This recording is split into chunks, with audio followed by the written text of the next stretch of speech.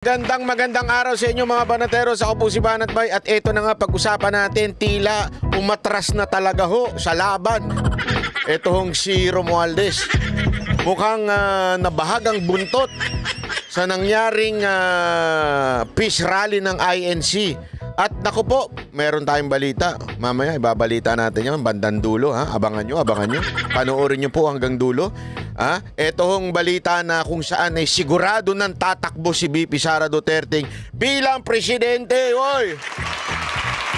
Grabe. Yan po ay nasagap nating balita. Sure na. Kaya abangan po nyo yung ating video kung bakit ko nasabing sure na. Okay. Pero bago yan, dito muna po tayo sa mga pangyayari. Update lang po tayo sa mga nangyari sa Pilipinas. Sa mga hindi pa po nakakapanood ng mga news, baka naalimpungatan po kayo. Nung Lunes nagkaroon po ng isang malupit na peace rally ang INC. At kung papanoorin nyo dun sa mga nauna nating video, kung hindi nyo pa napapanood, panoorin nyo po. Talaga namang napakaraming tao nagpunta ho. At talaga nga namang dinagsa ng mga Pilipino ang grandstand na yan. At hindi lamang po, take note, hindi lamang po mga taga-iglesia ni Cristo. Kaya nga ang estimate lang nila nung una, 1 million. Pero umabot ng 1.8 dahil marami pong mga ibang relihiyon na nakisali. Kahit nga po kami nandun Kahit po yung mga meron pa ako nakikita mga pare at kung ano-ano pang relihiyon. Dahil nga po sa iisang tema na pwede ba tama na kayong mga congressman na pamumulitika ninyo? Tama na ginigipit ninyo si VP Sara Duterte at pwede ba mag-concentrate naman kayo sa pangangailangan at mga serbisyo na kailangan ng bawat Pilipino, mga ordinaryong Pilipino? Pwede ho ba? Kasi kayong mga congressman natin, walang inatupag kung hindi siraan si VP Sara Duterte. Pabagsakin ng pabagsakin para sa inyong amo o yung peke inyong Panginoon na si Romualdez. Yan ang nangyayari sa bayan natin. Kaya alam mo, kaya hindi umuunlad tong bayan na to. Kaya hindi umaasenso. Ang dami yung problema. Ang daming dapat ayusin na mga batas sa Kamara. Alam mo, ito. Recently lang. Ito lang kakabalita lang nakita ko. 'Di ba na ang daming pinag-aaksayahan ng oras ng Kamara para sa pamumulitika, para sa paninira kay VP Sara Duterte. Pero alam nyo ba na meron tayong problema sa doon sa motorcycle riding tandem, hindi riding tandem. Yung riding taxi. Alam naman natin, tinataksi-taksi natin yung motorsiklo sa Pilipinas. Alam nyo ba na pilot study pa rin po yan hanggang ngayon? Sa madaling salita po, pinag-aaralan pa. Pero ang problema, nag-expire na yung pilot study nila. So, kailangan na ng batas or else, magiging illegal na yung riding taxi na yan, yung motorcycle taxi. Magiging illegal na yan kasi nga wala hong batas. Anak ng tutsang kalabaw. BC. Wrong number. BC ho ang Kamara. Wala akong pakialam. Kasi alam mo ito mga kababayan. Ako, maybe I am medyo marami sa atin alam naman natin yan. Lalo na pag kayo ay nasa karsada paragi. Marami talagang kamote na rider. Aminado naman tayo dyan. Pero gayon pa man, hindi naman na solusyon itanggalin sila. Ang solusyon niyan, ayusin, 'di ba? Kausapin, disiplinahin, pagandahin ng batas para humadisiplina. Kasi alam nyo, hindi ako naniniwala na forever na lang tayong kamote.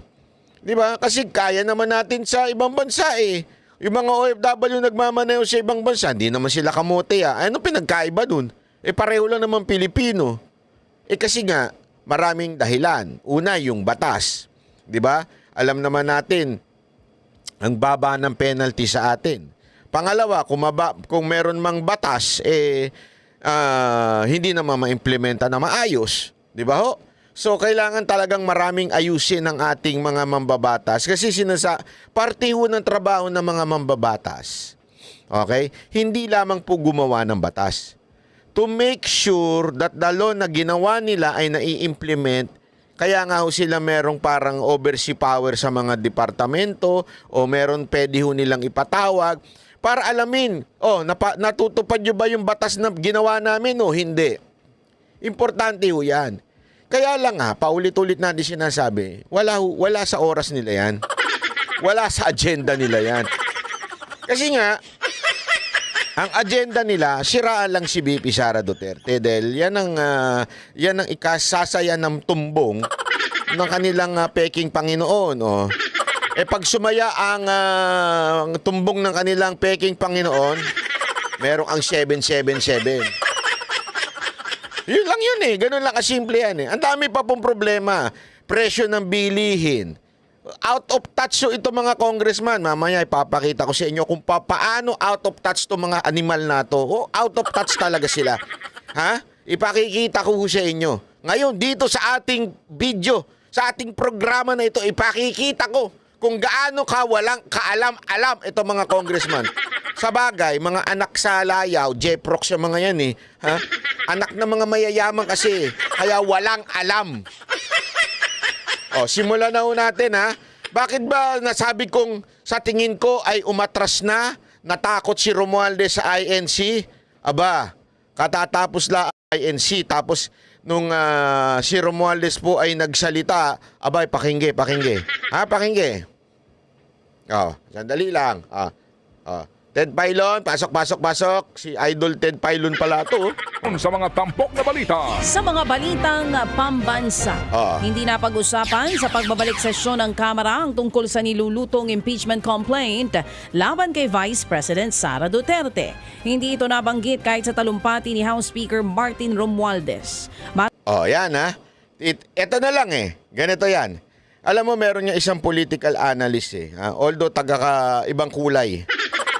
Sabi niya, actually medyo sobrang mabagal daw talaga itong impeachment na nangyari. Yung simula, ang bilis. Yung simula, yung arangkada, ika nga. Bakit? Yung panggigipit, yung mga hearing, ang bilis ng takbuhan. Mantakin mo, ngaragin nila, hindi sila umuwi. Hindi, di ba gumawa sila ng hearing, hindi nag-uwian yung mga congressman. Although, sabi nga ni Pulong, bawat attend yan, may milyong natatanggap yan. Kaya talagang a-attend dyan. Abay, ikaw ba naman? Ito, tanong ko sa inyo mga kababayan, Kunwari, ikaw meron kang school, may schooling ka. Meron kang college ka, kunwari. Bibigyan ka ng 1 milyon, umattend ka lang ng klase. Maniwala ko kayo sa hindi. Kahit buong araw yung klase, kahit abutin ng madaling araw, a-attendan ko yun. Pambira, ang gandang negosyo nun, Buong isang araw, kumita ka ng 1 milyon. Ganon yung biro ni Pulong Duterte. Pero parang ganon talaga ang dating. Alam mo kung bakit? Hindi ko sinasabi, wala akong alam na facts tungkol dito, pero yun yung parang biro niya. Kasi nga po, mantakin mo, ang sipag nila. Ginarag nila, ni-rush nila yung impeachment. Bakit impeachment tawag ko? Yun naman talaga ang purpose ng Quadcom na yun. Makakuha ng ebidensya para ma-impeach si VP Sara Duterte. That's the very core of that hearing sa Kamara. Ngayon, eto. Sa kabila ng masyadong pinaspas yung hearing, yung impeachment complaint, bakit bigla nag-post? Yun yung tanong ng ibang mga political analyst na napapanood ko Kahit nga po si Karen Davila nung may tinanong siya. Inalimbawa niya yung kay Erap. Ang bilis nun, di ba? Tapos yung kay Corona, sobrang bibilis ng takbo ng impeachment nun. Eto, bakit tila grabe sobrang bagal daw? Biglang bumagal. Eto nga, nagkaroon na ng privilege speech si Romualdez. Aba, hindi niya nabanggit. Di ba? Kaya sa tingin ko, mga kababayan, umatras siya dito. Sobrang natakot siya sa Iglesia ni Cristo. natakot sa rallying naganap na inorganisa ng INC. Siguro, sabi niya, wala ano lang yan. Ilan lang siguro yan. Nagulat sila sa sobrang dami. Hindi lang sa sobrang dami. Mismong mga talumpati ay talagang nakadirekta sa kamera na kanyang pinamumunuan. Alam niyo mga kababayan, whether you like it or not, malaki pa rin ang impact ng Iglesia ni Cristo black voting sa mga congressman. Kaya nga ho sila parang biglang, sandali, atras itlog ang mga animal. Yung una, ang tatapang eh. Ngayon, wala. Umatras ang mga itlog nila. Mantakin mo, nagkaroon sila ng unang pagbalik. Ine-expect na, alam mo yun, meron nang gagawin sa impeachment. 3 yan eh. Oh. Pero wala, mga kababayan. Pati sa speech, hindi man lang napahagingan. Hindi man lang nasabing atin pong pag-aaralan, no? Ating i-check, atin pong titignan at ang boses ng, alam mo yung mga ganong pautot ng mga politiko. Hindi man lang sinabi yun. Talagang, sa madaling salita, inignore. Oh. Ibig sabihin, abay, talagang natakot ho ito. Kaya nga, meron ako nabasa sabi. Sa sobrang takot niya, at baka hindi pa siya maging speaker, at baka hindi pa siya manalo, pinadisqualify yung kalaban. Gago! Pambihira. Oh. Ganun kalupit daw yung takot, pinadisqualify yung kalaban. Gago! Nabasa ko lang naman po yan sa ilang komento. Kayo, ano sa tingin ninyo? Ha? Kasi balita ko, ang lakas daw nung kalaban niya. Lalo na inendorso ni VP Sara Duterte, inendorso ni Pangulong Duterte. Ang lakas daw. Although may bali-balita ngayon, kasi nire-research ko ho, doon sa Supreme Court decision na ibalik yung mga dinisqualify, sinusubukan kong tingnan sa mga ilang pahayagan na hindi ko makita, hindi ko alam kung sinasadya po ba nilang magkaroon ng news blackout. Although meron ako nakitang isang komento na kasama doon sa pinababalik ng Supreme Court yung kalaban ni Romualdez. Sabi ng isang komento ng isang batikang political analyst din. Ngayon, pag tinitingnan ko naman sa mga news ng media, wala po. Hindi ho nababanggit. Kaya nga matindi yung sabi ko, ano kaya ito? Ito kaya ay news blackout ng media para hindi mapahiya yung kanilang nagpapamerienda, yung kanilang Panginoon.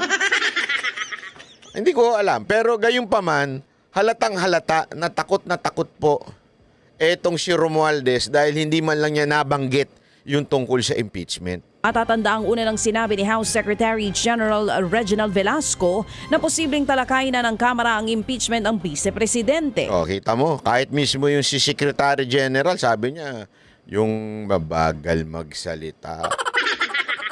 Uy, wala namang masama doon. Tsaka siya lang po ay tauhan. Huwag naman niyo pong inaaway siya. Kasi naalala ko yung isa sa radio announcer noon. Kaya lang ang pinag-uusapan ay ang mga pag-ibig. Ito po, politika. Wag niyong inaaway yung kasi hindi naman po kasali sa ano yun. Siya lang po ay isang stop ika nga. Hindi naman po siya politiko, siya lang ay stop dyan. At sumusunod lamang naman po siya sa utos ng kanilang peking Panginoon na si Romualdez. Yeah? Kaya wag mo natin siyang inaano, ha? O anyway, sabi nga dito, kahit siya, sinabi niya na tila dapat nang, alam mo yun, sa tingin niya, pag-uusapan na sa kamera. Pagpalik ng kamera, aba, hindi pinag-usapan.